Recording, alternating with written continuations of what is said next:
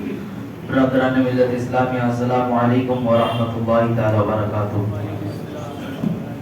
الحمدللہ الحنان المنان الذي خلق الانسان وعلمه البيان، والصلاة والسلام على رسوله سید الانس والجان وعلى آلہ واصحابہ ذوی الخیر والاحسان، اما بعد فاعوذ باللہ من الشیطان الرجیم، بسم اللہ الرحمن الرحیم۔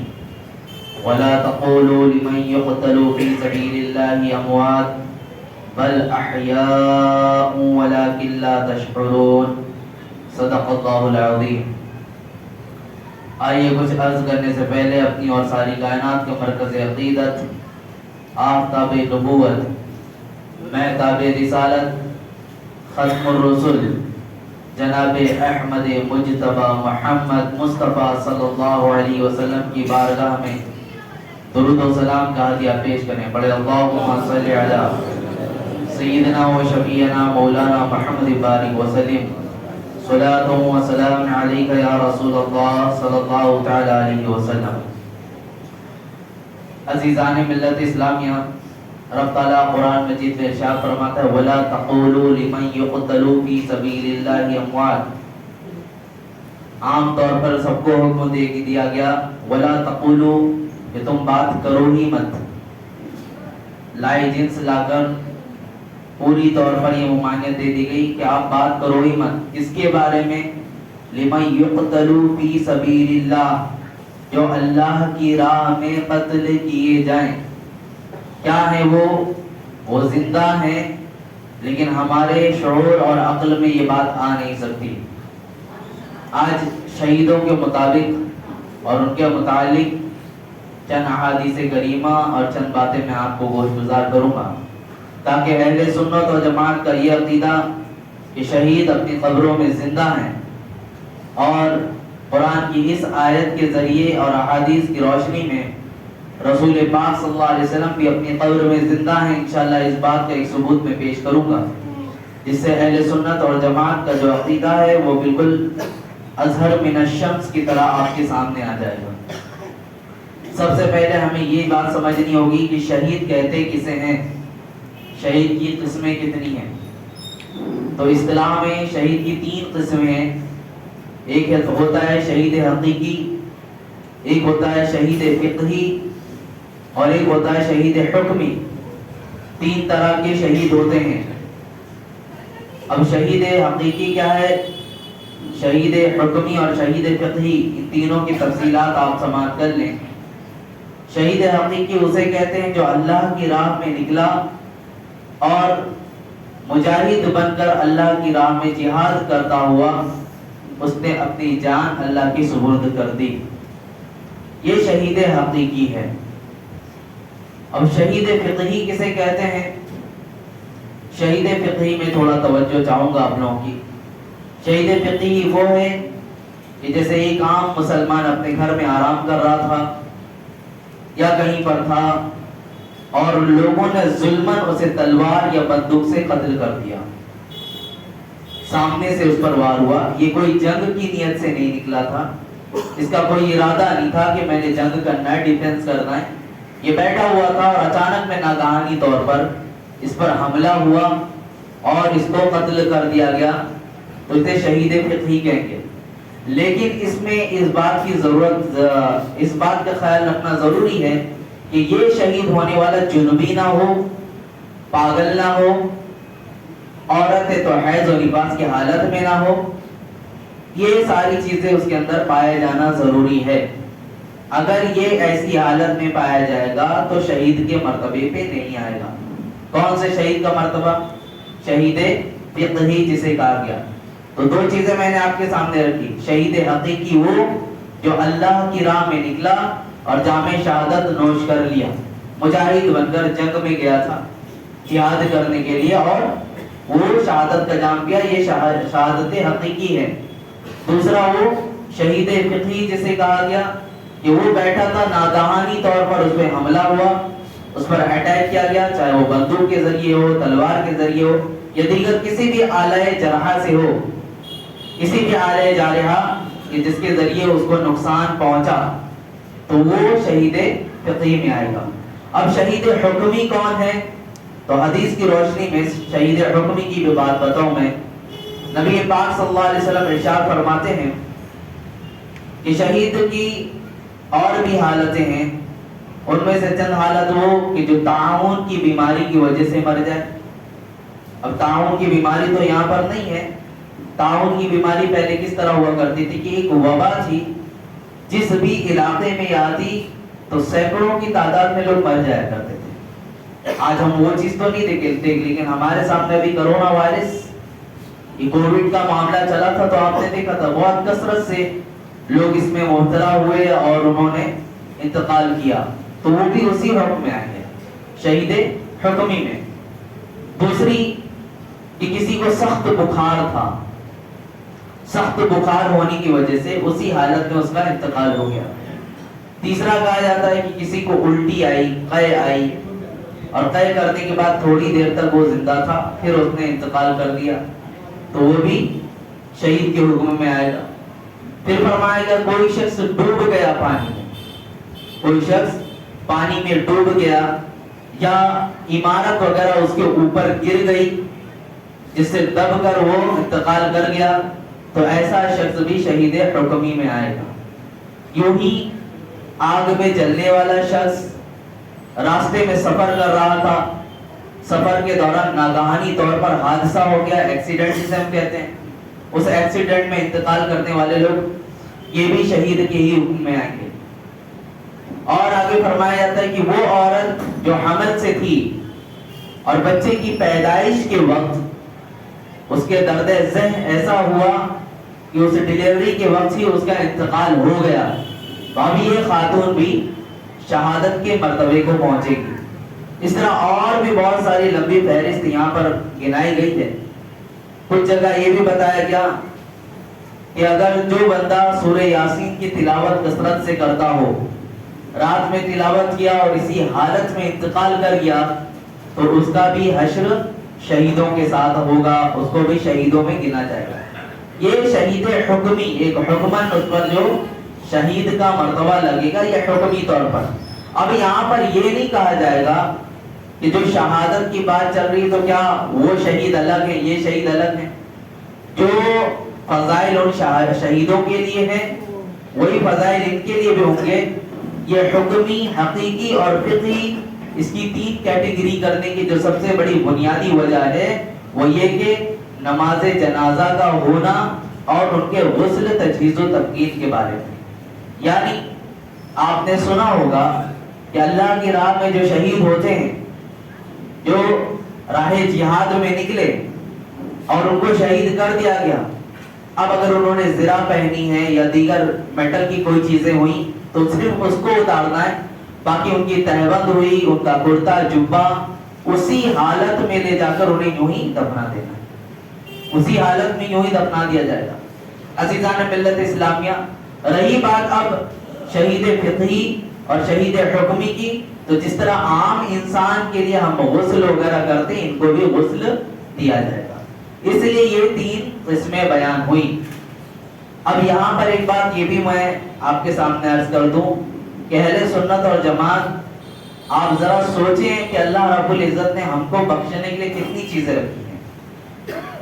ناگہانی طور پر اگر موت آتی ہے، بیماری میں مبتلا ہو کر کوئی مرتا ہے، تو یہ دیکھیں کہ رب کی جانب سے کتنا بڑا انعام ہے کہ شہیدوں کے ساتھ حساب ہو رہا ہے، وہ حکم لگایا جا رہا ہے۔ بہت سارے لوگوں کو میں نے یہ بھی دیکھا کہ اگر جوانی میں ان کے حالات درست نہیں تھے، اخلاق صحیح نہیں تھا، لوگوں کے ساتھ برتاؤ اچھے نہیں رہے ہوں، لیکن بڑھاپے میں عبادتوں کی طرف نظر کیا اور ایسی بیماری میں مبتلا ہوا کہ بستر سے اٹھ بیٹھ نہیں سکتا، اور چند مہینے یا چند دن اسی حالت میں گزارے، تو لوگ بہت سخت لفظ استعمال کرتے ہیں کہ بڑا عیش کیا تھا، اب برابر سمجھ میں آتا اللہ نے پورا مزہ چکھایا ہے اسے، اب اسے سمجھ میں آتی ہے باتیں۔ آپ کو یہاں رک کر میں بات بتا دوں کہ وہ لوگ جو بیماریوں میں مبتلا ہو کر چند دن اپنے بستر مرگ پر گزارتے ہیں، ان لوگوں کو اللہ رب العزت توبہ کی توفیق دے دیتا ہے. آپ کبھی بھی دیکھ لیں، آپ کی طبیعت خراب ہو یا آپ بیمار ہو، دل کی گھبراہٹ بڑھ جائے، آپ ساری چیزیں پسے پشت ڈال کر صرف ساری لو رب کی جانب لگاتے ہیں کہ اللہ تو مجھے معاف کر. نہیں ہو تو دل میں تمنا، دعا، توبہ، ساری چیزوں کا ورد ہونا شروع ہو جاتا ہے. گویا یہ چیز کا احساس ہونا ایمان کی حالت میں دنیا سے جانے کا باعث بنتا ہے. اور وہ شخص جس کے بارے میں بہت سارے لوگ کہتے ہیں اچانک بیٹھا تھا، ابھی اچھا خاصا تھا، گھر میں آیا لیٹا، اٹھا رہے تھے اٹھا نہیں، رات میں آیا سو رہا تھا، صبح اٹھا رہے تھے اٹھا نہیں. بہت سارے لوگ بولے بہت اچھی موت پایا، پتہ ہی نہیں چلا، بہت اچھی موت پایا، پتہ ہی نہیں چلا. عزیزان ملت اسلامیہ، آپ کو معلوم ہونا چاہیے اس اچانک کی موت آنے والوں کو توبہ بھی نصیب نہیں ہوتی. کب روح نکل گئی توبہ بھی میسر نہیں آتا. رسول پاک صلی اللہ علیہ وسلم سید الانبیاء ہیں، لیکن دعا کیا کرتے ہیں؟ اللہم انی اعوذ بک من الموت الافواجات. اے اللہ میں تیری بارگاہ میں تجھ سے اچانک کی موت آنے سے پناہ مانگتا ہوں. اچانک کی موت آنے سے خود حضور صلی اللہ علیہ وسلم پناہ مانگتے تھے. تو یہ دعا کرتے رہنا چاہیے، مولا اگر بیماریاں آتی ہیں، بستر مرگ پہ ہوں، یہاں پر بہت سارے امتحانات ہوتے ہیں، خود مریض کے لیے بھی اور جو مریض کی عیادت کرتے ہیں ان کے لیے بھی، سب کے لیے ایک بہت بڑے امتحان گاہ ہوتی ہے. جس طرح ہم دعاؤں میں اپنے ہاتھوں کو اٹھاتے ہیں اور کیا کہتے ہیں؟ اللہم رب ارحمہما کما ربیانی صغیرا. اے اللہ تو ہمارے ماں باپ پہ رحم فرما جیسا کہ انہوں نے بچپن پر ہمیں پالا پوسا، ہمارے ساتھ رحم کا سلوک کیا. اب جب وہی والدین بڑھاپے کی سرزمین پر آئیں تو بچے کا فرض بنتا ہے کہ ماں باپ جس طرح راتوں کو جاگ کر تجھے سلایا کرتے تھے، تیرا خیال رکھا کرتے تھے، تجھے کھلایا پلایا کرتے تھے، تیری ایک چیخ پر اپنی نیند کو نیند نہیں سمجھتے، اپنی آرام گاہ کو پسے پلٹ ڈال دیتے، اس کا خیال نہیں کرتے. اب تمہاری ذمہ داری تم ان کو اس طرح پالو. کیونکہ قرآن اسی کی مشابہ بتاتا ہے کہ جس طرح تم بچپن میں ہو، ہر انسان جب بڑھاپے کی دہلیز پہ قدم رکھتا ہے تو وہ اسی طرح بچپن کی جیسی حرکتیں کرنے لگتا ہے. قرآن فرماتا ہے وَنُعَمِّرْهُ نُنَكِّسْهُ فِي الْخَلْقِ. ہم پھر تمہیں واپس اسی پیدائش کی جانب پھیر دیں گے، یعنی اسی بچپنے کی جانب. تو جس طرح بچہ بہت سارے سوالات کرتا ہے، اپنے خیال نہیں رکھ سکتا، جسم لاغر کمزور ہوتا ہے، تو یہ بوڑھا انسان چاہے وہ گھر کا کوئی بھی فرد ہو اور والدین ہیں تو انہیں ایسی حالت میں تو خدمت کر کے ہمیں جنت کمانی ہے. تو یہ ساری چیزیں جو میں نے آپ کے سامنے عرض کری، میں اس لیے کہ کوئی گھر میں اگر بیمار ہے تو ہمارے لیے بھی امتحان ہے، اور خود جو بیمار ہے اس کے لیے بھی کہ ایسی بیماری میں وہ رب کا شکر ادا کرتا ہے یا ناشکری کرتا ہے. بہت سارے لوگ ناشکری کے کلمات کہہ جاتے ہیں کہ مجھے اتنی تکلیف ہوئی، بہت تکلیف میں ہوں، بہت پریشانی میں ہوں، اور بہت نازیبا کلمات، بہت علاج کرایا، اللہ مجھے شفا نہیں دے رہا، معاذ اللہ رب العالمین. بہت ساری تکلیفوں کا سارا جتنا بھی اپنا ڈھنڈورا ہے رب کی ذات پہ منسوخ کر دیتے ہیں. عزیزان ملت اسلامیہ، یہ اسلام میں ہمیں ایک نظام دیا گیا کہ زندگی کس طرح گزارنی ہے. اب شہیدوں کے بارے میں واپس آؤں کہ شہید کی زندگی اللہ رب العزت نے جو فرمایا قرآن مجید میں وَلَا تَقُولُوا لِمَنْ يُقْتَلُوا فِي سَبِيلِ اللَّهِ أَمْوَاتٌ بَلْ أَحْيَاءٌ. کہ انہیں مردہ مت کہو، جو اللہ کی راہ میں قتل کیے جاتے ہیں وہ زندہ ہیں. آپ کو معلوم ہونا چاہیے 1933 عیسوی میں عراق کی سرزمین پر یا غالباً عرب کی سرزمین پر ایسا معاملہ پیش آیا جب وہاں پر ایران کی سرزمین پر وہاں پر عیسائیت بہت زیادہ پھیلی ہوئی تھی. ایران کی سرزمین پر عیسائی بہت کثرت سے پھیل گئے تھے. اس وقت 3 مجاہدین تھے، وہ تینوں بھائی تھے، بڑا بھائی، منجلا بھائی، چھوٹا بھائی. یہ تینوں مجاہدین کے بارے میں جب بادشاہ سنا تو بولا انہیں گرفتار کر کے لے کر آؤ، ان کے ساتھ میں بتاتا ہوں کیسا سلوک کرنا ہے. تینوں کو گرفتار کر کے لایا گیا. یہ حراست میں تھے. کہا ہم نے سنا تم دین اسلام پر ہو؟ یہ ساری باتیں جب بولنا شروع کیا اس نے کہا ہاں یقیناً ہم مذہب اسلام پر ہیں. کہا اس مذہب سے پھر جاؤ, تم اس مذہب سے پھر جاؤ گے ہم تمہیں اپنے وزیر خاص میں بلا لیں گے. یہ یہودی عیسائیوں کا سب سے پہلا مشغلہ اگر کسی چیز کا ہوتا ہے لالچ دینے کا. انسان کی شہوت کہ پوری کرنے کے اسباب اس کے سامنے رکھ دو. یہ مسلمان, یہ نوجوان اپنے ایمان کا سودا کر بیٹھے گا. یہاں پر بھی مجاہدین کے سامنے دولت کے انبار لگائے گئے, خوبصورت لڑکیوں کی, خود اپنی بیٹیوں کے نکاح کا ان کی شادی کروا دوں گا میں تمہارے ساتھ. ان مجاہدین نے کہا نہیں, ہمیں کسی چیز کی حاجت نہیں ہے, ہم صدق دل سے محمد عربی صلی اللہ علیہ وسلم کی غلامی کا پٹا پہن چکے ہیں, لہذا ہم اپنے گردن سے وہ توق نہیں اتار سکتے. اب اس نے کہا اگر تم اس مذہب سے نہیں پھرو گے تو تم پر سختی کی جائے گی. تینوں کو لایا گیا, بڑے بھائی کو کھڑا کیا گیا, جلتی ہوئی کڑھائی, ابلتا ہوا تیل, اس تیل کے اندر کہا ابھی بھی موقع ہے, دیکھ لے تیرے سامنے یہ جو تیل کھول رہا ہے یہ دیکھ لے, ابھی بھی موقع ہے تیرے پاس, پھر جا اس سے. انہوں نے کہا نہیں, ہم ہرگز نہیں پھر سکتے. بڑے بھائی کو ان دو چھوٹے بھائیوں کے سامنے وہ تلتے ہوئے تیل میں کھولتا ہوا تیل تھا, لے جا کر ڈال دیا گیا. ان دونوں بھائیوں کی آنکھیں نمناک ہوئی, لیکن انہوں نے انا للہ و انا الیہ راجعون کا کلمہ پڑھا. پھر اب بادشاہ کہتا ہے ابھی بھی تم دونوں کے پاس موقع ہے, تم نے دیکھا تمہارے بڑے بھائی کے ساتھ کیا سلوک کیا گیا, پھر جاؤ واپس آ جاؤ, لوٹ جاؤ اس دین کی طرف سے. کہا نہیں, ہرگز نہیں لوٹ سکتے. تو کہا چھوٹے بھائی کو اب ڈرایا جائے. منجلے بھائی کو بھی دیا گیا اور اسی طریقے سے اسے بھی اس جلتی ہوئی کڑھائی میں تیل کے اندر تل دیا گیا. اب چھوٹے بھائی سے بھی جب کہا گیا, کہا اب تو آنکھیں کھول لے, دیکھا کتنی تکلیف میں ہے وہ. کہا نہیں, ہرگز میں نہیں پھر سکتا, میں ہرگز اس مذہب سے نہیں پھروں گا. اس کو بھی حکم دے رہا تھا, اتنے میں ایک وزیر کھڑا تھا. کہا بادشاہ سلامت, مجھے آپ کچھ موقع دیں, میرے پاس ایک طریقہ اور حربہ ہے جس کے ذریعے میں ان کے دین اور مذہب کو پھیر سکتا ہوں. کہا کچھ دن کی بات ہے, آپ مجھے موقع دیں. کہا ٹھیک ہے, موقع ہے تیرے پاس. اس کو لے جایا گیا, ایک جیل کے اندر بند کر دیا گیا, وہاں مقفل کر دیا, تالا لگا دیا گیا. اب حالت ایسی تھی کہ اس وزیر کے گھر میں ایک خوبصورت دوشیزہ ہے, خوبصورت خاتون, اس کی بیٹی موجود تھی, اور اس نے اپنی بیٹی کا سودا محض دنیا حاصل کرنے کے لیے کہ اس کا مذہب اگر ہم نے بدل دیا تو بادشاہ میں انعامات سے نوازے گا, بیٹی کے سامنے بھی آیا اور یہی بات کہا کہ تیرے حسن کے بڑے چرچے ہیں, تو خوبصورت ہے, تجھے یہ پیغام دیا جاتا ہے کہ تو فلاں جیل میں جائے, وہاں جو قیدی ہے اپنے حسن کی طرف اسے مائل کرے, گناہوں میں اسے مبتلا کرے اور اس کے دین و مذہب کو تو پھیر دے. اتنا سننا تھا, وہ خاتون تیار ہو گئی, سج سور کر حسن و جمال کا پیکر بن کے وہ خاتون جیل میں حاضر ہوتی ہے. دروازہ کھولا گیا, اندر داخل ہوئی, لیکن کیا دیکھتی ہے, یہ نوجوان مصلی بچھائے ہوئے سجدے میں ہے, رب کی حمد و ثنا کر رہا ہے. کھڑی تھی, کھڑے کھڑے تھک گئی, بیٹھ گئی کہ کبھی تو دیکھے گا.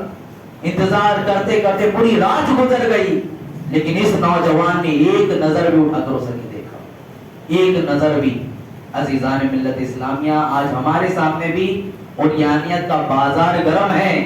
گھر سے نکلنے تک, مسجد میں آنے تک ہر جگہ عریانیت کا بازار گرم ہے. ان صحابہ کرام اور ان اولیاء کرام, ان پرہیزگاروں کی زندگی اس لیے بتائی جاتی کہ مولا ان کے صدقے میں ہماری نگاہوں میں بھی حیا آ جائے. بس یہی مقصد ہوتا ہے. بہرکیف یہ آئی اور آنے کے بعد اپنے باپ وزیر سے کہتی ہے آج شاید اس کی عبادت کی رات تھی, اس وجہ سے اس نے مجھے نہیں دیکھا, میں کل پھر جاتی ہوں. اگلی رات آئی, پھر گئی, پھر وہ عبادت میں مصروف تھا. تیسری رات آئی, پھر گئی, پھر عبادت میں مصروف تھا. 40 راتیں گزر گئیں, 40 راتیں. یہ کوئی چھوٹی بات نہیں ہے. میں اگر آپ کو تھوڑی دیر کے لیے یہاں بول دوں کہ آپ میں سے کوئی شخص پیچھے مت دیکھیے گا, جب تک نہیں بولا تھا آپ کی توجہ نہیں تھی, لیکن بولنے کے بعد کہ پیچھے مت دیکھیے گا, نفس بار بار کہتا ہے کہ پیچھے کیا چیز ہے مجھے دیکھنا ہے. یہ بار بار ہوتا ہے ایسا کہ اس جانب انسان توجہ کرنے ہی لگتا ہے. تو یہاں تو پورا نفس کو پوری کرنے والی چیز تھی, لیکن انہوں نے اپنی آنکھوں کو سنبھال رکھا, اپنی نگاہوں کو محفوظ رکھا. تو یہ کمال درجہ کی بات ہے. 40 دن جب گزر گئے اس طرح, وہ راتوں میں ایک بار بھی نوجوان نہیں دیکھا. اب یہ خاتون جاتی پاس میں کہتی ہے اے شخص, اے فلاں شخص, آخر میرے اندر ایسی کون سی کمی ہے جو تیرے آنکھوں کو یہ حسن نہیں پا رہا ہے، اور کون سا ایسا حسن جمال چڑھا ہوا ہے جو تو میری طرف نہیں دیکھتا؟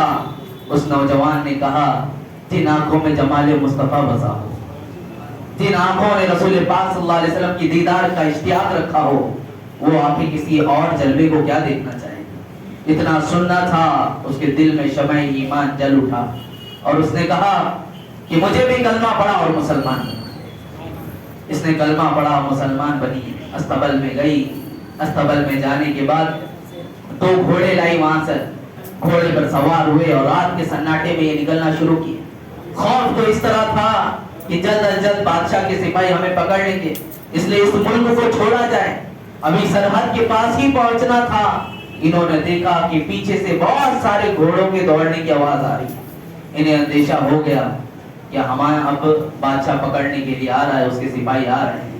بہرکیف یہ ایک جگہ اٹھے اور اتر کر وہاں پر رکے ہی تھے کہ سارے سپاہی جو یہ گمان کر رہے تھے وہاں پہنچے، لیکن جب قریب آنے لگے تو دیکھے سب کے سفید لباس ہیں، چمکدار چہرے ہیں، اور آگے دیکھ رہے ہیں تو سب سے آگے ان کے بڑے بھائی نظر آ رہے ہیں، اس کے پیچھے ان کے چھوٹے بھائی نظر آ رہے ہیں، پیچھے فرشتوں کی جماعت ہے، صحابہ اکرام کی جماعت ہے، شہداء اکرام کی جماعت ہے۔ تو انہوں نے دیکھا، کہا بھائی جان یہ ساری جماعتیں اور یہ نورانی چہرے والے کس لیے آئے؟ کہا تم لوگوں نے ایمان کی دولت میں کامیابی حاصل کی، چونکہ تم ایک دوسرے کے لیے غیر محرم ہو، اس لیے اللہ رب العزت کی جانب سے یہ حکم ہے کہیں تمہارے درمیان شیطان کوئی گناہ نہ پیدا کر دے، اس لیے ہم تمہارے نکاح کو بڑھانے ہیں، تمہارا نکاح کرانے کے لیے آئے ہیں۔ عزیزان ملت اسلامیہ، نکاح ہوا۔ نکاح ہونے کے بعد اب یہاں جو بات میں عرض کرنا چاہتا ہوں، بہت سارے لوگ سوچتے ہیں کہ شہید ہو گئے، خنجر یہاں لگا، گردنیں کٹی، کتنی تکلیف ہوئی ہوگی؟ کوئی تکلیف نہیں ہوتی۔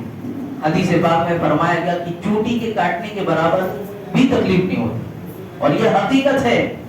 آپ اس کا احساس یوں کر سکتے ہیں، آپ اپنی زندگی میں خود دیکھ لیں، آپ اپنی زندگی میں یہ بات کا احساس خود رکھ لیں کہ جب آپریشن کسی چیز کا ہو رہا ہو، کسی کی ہڈیاں ٹوٹی ہوں یا کسی بھی چیز کا آپریشن ہو رہا ہو، ڈاکٹر اس جگہ کو اگر سن کر دیتا ہے، ہماری آنکھیں کھلی بھی ہوتی ہیں، ہم اپنے پیر کو پھٹتے بھی دیکھ رہے ہوتے ہیں، اپنے جسم میں دیکھ رہے، کبھی پیروں کو ادھر گھما رہے، کبھی ہاتھوں کو ادھر گھما رہے، ٹھوکتے بھی ہیں باضابطہ، ڈرل مشین بھی چلتی، ساری چیزیں، لیکن درد کا احساس نہیں ہوتا۔ کیوں؟ ایک دوا کا اثر ہے، ایک دوا کا اثر ہے، تو یہ درد کا احساس نہیں ہو رہا۔ جس کے اندر محمد عربی صلی اللہ علیہ وسلم کی محبت کا اثر ہو، اس کو درد کا اثر کیسا ہوگا؟ اسے کون سا درد پھر آ سکتا ہے؟ عزیزان ملت اسلامیہ، اس چھوٹے بھائی نے کہا بھائی جان ذرا آپ مجھے بتائیں، جب آپ کو تیل میں ڈالا جا رہا تھا تو آپ کی کیا کیفیت تھی؟ کیونکہ دیکھنے میں تو ایسا ہی لگ رہا تھا، بہت سخت تکلیف پہنچی ہوگی آپ کو، بہت سخت درد پہنچا ہوگا۔ تو انہوں نے کہا دراصل بات ایسی ہے، جب مجھے تیل میں ڈالا جا رہا تھا، ابھی ہم تیل میں ڈالے ہی جا رہے تھے، سامنے جلوے زیبا نبی پاک صلی اللہ علیہ وسلم موجود تھے، ان کے چہرے کی ہم دیدار کر رہے تھے، چہرے پہ نظر پڑنی تھی، ادھر اللہ نے ہمیں رسول پاک صلی اللہ علیہ وسلم کے چہرے کا دیدار کرایا، اور ہم جیسے ہی کڑائی میں گئے اللہ نے ہمیں جنت میں گانا بھی دکھا دیا، ہم نے دونوں چیزیں دیکھی، ہمیں کوئی درد کا احساس ہی نہیں ہوا۔ اب اس کی گٹھی یوں بھی سلجھا دوں میں، جو شعر میں فرمایا گیا، حسن یوسف پہ کٹی مصر میں انگشت زنا، سر کٹاتے ہیں تیرے نام پہ مردان عرب۔ یہ شعر سن کے ہو سکتا ہے کچھ لوگوں کو سمجھ میں نہ آئے، لیکن بہت تفصیل درکار ہے اس شعر کے اندر۔ حسن یوسف، ایک ایک چیز سمجھیے گا، حضرت یوسف علیہ السلام کا حسن ایسا کہ قرآن مجید میں فرمایا گیا کہ جب ان کے حسن کے چرچے تھے اور زلیخا ان کی محبت میں مبتلا تھی، تو عورتیں آتی اور آ کے پوچھتی کہ زلیخا آخر کیا ہے ایسا یوسف علیہ السلام میں جو تم ان میں اتنے گرفتار ہو چکی ہو، ان کے حسن میں اتنا مبتلا ہو چکی ہو؟ تو کہا بیٹھو ٹھہرو۔ حضرت یوسف علیہ السلام کو اس دن حکم ہوا کہ آپ تھوڑا سا اپنے آپ کو سچ سنوار کے لائیں، جو پہلے سے حسن کا پیکر بنا ہو، جب اسے سجنے اور سنورنے کی بات کی جائے تو وہ 14ویں کا چاند بھی ان کے آگے نظر آئے گا، پھیکا نظر آئے گا۔ یہ عورت بیٹھی، حضرت زلیخا نے سب کے ہاتھوں میں لیمو دیا اور چھری پکڑائی، کہا جب میں حکم دوں گا تب ان کو کاٹ دینا، جب میں حکم دوں گا تو اس کو کاٹ لینا, اس لیمو کو کاٹ لینا. حضرت یوسف علیہ السلام کا حکم ہوا کہ بس اب آپ سامنے سے گزر جائیں, سامنے سے نکل جائیں. حضرت یوسف علیہ السلام کا سامنے سے گزرنا تھا. حضرت زلیخا نے کہا کہ لیمو کو کاٹو. لیمو کاٹا جا رہا ہے, سب کی نظریں ٹکٹکی باندھ کر حضرت یوسف علیہ السلام کو دیکھ رہی ہیں. حضرت یوسف علیہ السلام کی طرف نظریں جمی ہوئی ہیں. دیکھتے دیکھتے حضرت یوسف علیہ السلام آنکھوں سے اوجھل ہو گئے. قرآن کہتا ہے سب کی انگلیاں کٹ چکی تھی, انہیں پتا تک نہ چلا تھا. سب کی انگلیاں کٹ گئی تھی. یہ جتنی خاتون بیٹھی تھی, لیمو کاٹنا تھا لیکن انگلی کٹ رہی ہے. پتا چلا حسن میں جب اس طرح مشغول ہو گئی تو انہیں اپنے درد کا احساس نہیں ہوا. یہاں سے گتھی سلجھ جاتی ہے کہ اگر بلال حبشی کو تپتی ہوئی ریت پہ رکھا گیا ہے, ہم تو سوچ رہے ہیں بہت ترس آیا گیا. حضرت خباب بن ارد کا اگر ناخن اکھاڑے گئے, انہیں پھانسی پر لٹکایا گیا, ان کا موصلہ کیا گیا. حضرت امیر حمزہ کا اگر سینہ چاک کیا گیا, ان کا کلیجہ نکالا گیا, کان کاٹے گئے, ناک کاٹے گئے, تو یقیناً انہیں بھی کوئی درد نہ پہنچا ہوگا, کیونکہ سامنے جمال مصطفیٰ موجود تھا. جب حسن یوسف کو دیکھ کر درد کا احساس نہیں ہو سکتا تو جو سید الانبیاء ہیں کہ جن کے بارے میں کہا کہ اگر یہ حسن دکھا دے تو تمام کوہ طور نہ جانے کتنے ٹکڑے میں تبدیل ہو جائے. عزیزان ملت اسلامیہ, شاعر وہی کہتا ہے کہ حسن یوسف پہ کٹی مصر میں انگشت زنا. یہاں حسن دیکھا جا رہا یوسف علیہ السلام کا, کٹ کیا رہی ہیں, انگلیاں کٹ رہی ہیں. کاٹنے والی کون ہیں؟ عورتیں ہیں. لیکن ادھر دیکھو, سر کٹاتے ہیں تیرے نام پہ. یہاں انگلیاں نہیں کٹ رہی ہیں, سر کٹ رہے ہیں. اور یہاں حسن دیکھ کر نہیں کٹ رہی, محض نام پہ کٹ رہے ہیں. اور کٹوانے والے کوئی عورتیں نہیں بلکہ مردان عرب ہیں جن کی پہلوانی تاریخ میں بیان کی جاتی ہے. اسی لیے کہا گیا حسن یوسف پہ کٹی مصر میں انگشت زنا, سر کٹاتے ہیں تیرے نام پہ مردان عرب. سر کٹاتے ہیں تیرے نام پہ مردان عرب. عزیزان ملت اسلامیہ, یہ جام شہادت کا نوش کرنا, حسنین کریمین کی شہادت, اور نبی پاک صلی اللہ علیہ وسلم کے بارے میں جو یہ لوگ کہتے ہیں کہ یہ مر کر مٹی میں مل گئے, شہیدوں کے بارے میں قرآن مجید میں آیا ہے. حضور صلی اللہ علیہ وسلم کو شہید تھوڑی نہ کیا گیا تھا.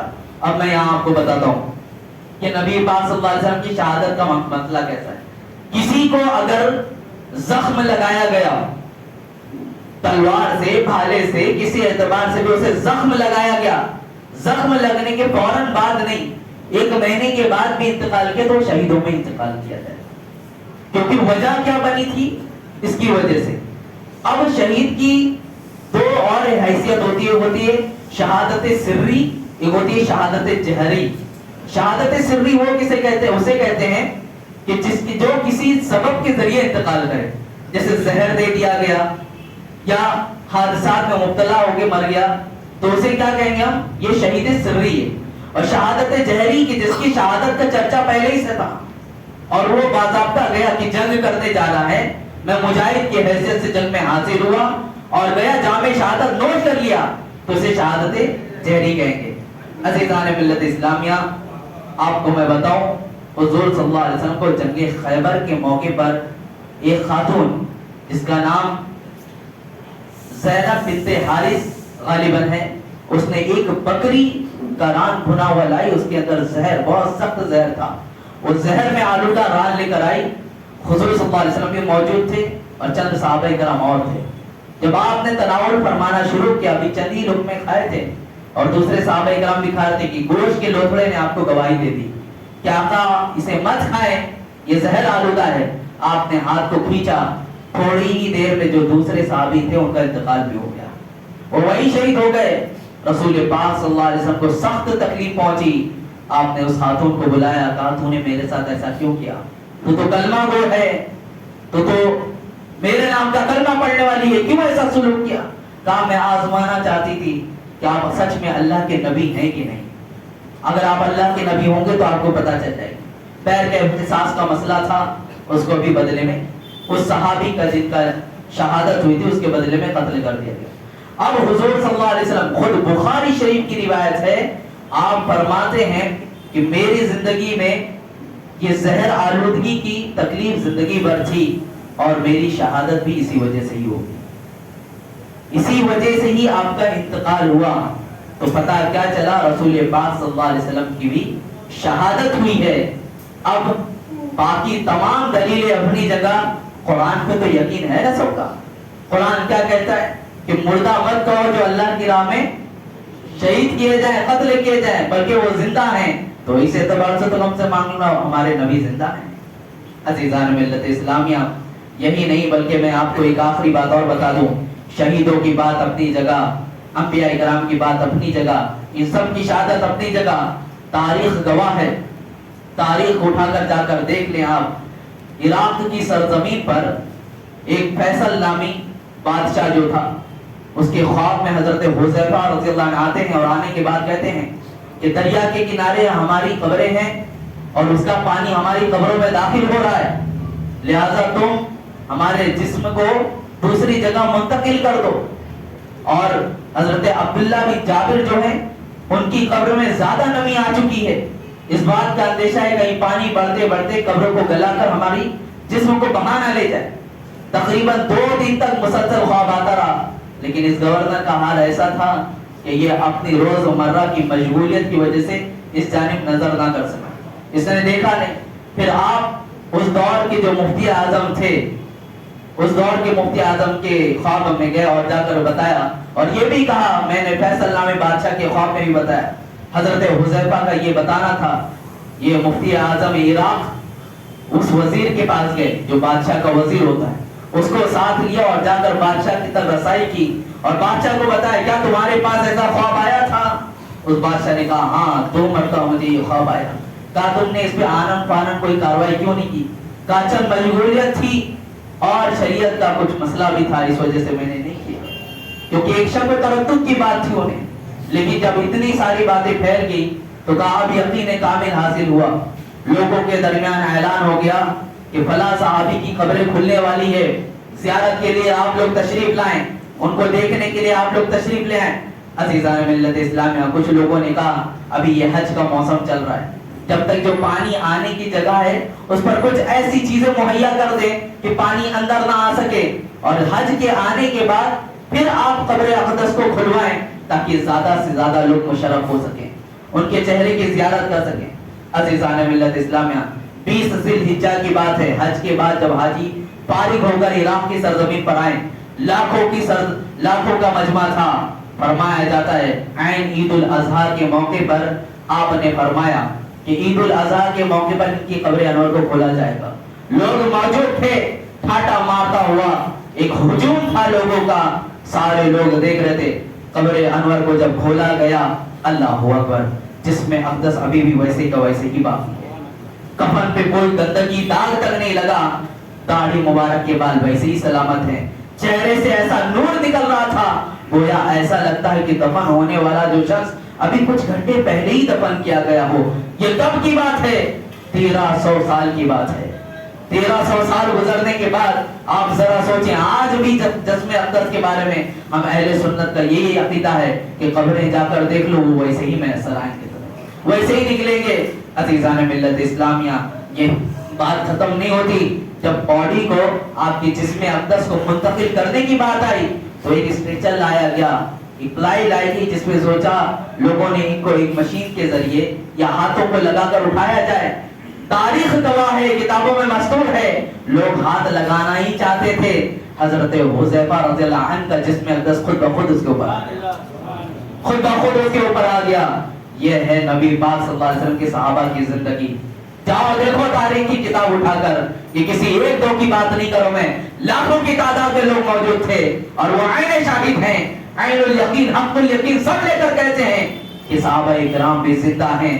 جس نبی کے ماننے والے اپنے قبروں میں زندہ رہیں, جس نبی کے ماننے والے ان کی قبریں سلامت رہیں, مٹی ان کے جسم کو نہ کھائے, تو ذرا بتائیں ہمارے نبی کے جسم اقدس کو کیسے مٹی کھا سکتی ہے, ان کے جسم کو کیسے گلا سکتی ہے. عزیزان ملت اسلامیہ, یہ شہیدوں کے مراتب اور ان کے مقام اور حضور صلی اللہ علیہ وسلم سے محبت کرنے والے کے بارے میں میں نے بتایا. اب ایسا نہیں, اسی کی پاداش میں علماء فرماتے ہیں کہ اولیاء کرام بھی ہوں, حفاظ کرام ہوں, عالم باعمل ہو, ان کی بھی باڈی قبر کے اندر اگر رکھی جائے تو مٹی ان کے بھی جسم کو نہیں کھاتی, ان کے بھی جسم محفوظ رہتے ہیں. تو عزیزان ملت اسلامیہ, حقیقی دل سے جو محبت کرے اور ان سے لگاؤ رکھے تو ان کی روزے کی چند چھینٹے ہمارے اوپر بھی ضرور پڑیں گے، اور اسی امید کے ساتھ تو ہم درگاہوں میں بھی حاضر ہوتے ہیں، ہم بڑی بڑی مزاروں پر حاضر ہوتے ہیں کہ مولا آج یہ اپنی قبروں میں صحیح سلامت محفوظ ہیں، ان پر رحمت و انوار کی بارش ہو رہی ہے، مولا ہم تو نکمے ہیں، ان کی بارگاہ میں حاضر اسی امید سے ہوتے ہیں کہ اللہ ان کی بارگاہ میں ہونے والے جو انوار ہیں ان کے چند چھینٹے ہم پر بھی پڑ جائیں، تاکہ ہماری زندگی میں بھی ایک انقلاب پیدا ہو جائے، ہماری زندگی بھی ایک کامیاب زندگی ہو جائے۔ بہرکیف عزیزان ملت اسلامیہ، آخر میں اتنا ہی کہنا چاہوں گا، تو زندہ ہے واللہ، تو زندہ ہے واللہ، میری چشم عالم سے چھپ جانے والے، اللہ رب العزت ہم سب کو کہنے سننے سے زیادہ عمل کی توفیق عطا فرمائے۔ اے پاک پروردگار عالم، جو کچھ بیان ہوا اگر کسی اعتبار سے قصداً سبق کوئی غلطی سرزد ہوئی ہو تو اسے درگزر فرما کر اپنی بارگاہ میں قبول فرما۔ اے پاک پروردگار عالم، ان شہدائے کرام کا صدقہ نصیب فرما، ان کے صدقے تو فعل مولا ہم سب کو بخشوں میں شمار عطا فرما۔ مولا تجھ سے یہ کیوں کہوں، یہ عطا ہو وہ عطا ہو، اپنے حبیب کے صدقے میں وہ دے جس سے ہم سب کا والا ہو۔ استغفر اللہ ربی من کل ذنب واتوب الیہ، وصلی اللہ تعالی علی خیر خلقہ محمد وآلہ وصحبہ اجمعین برحمتک یا ارحم الراحمین، وما علینا الا البلاغ۔ چند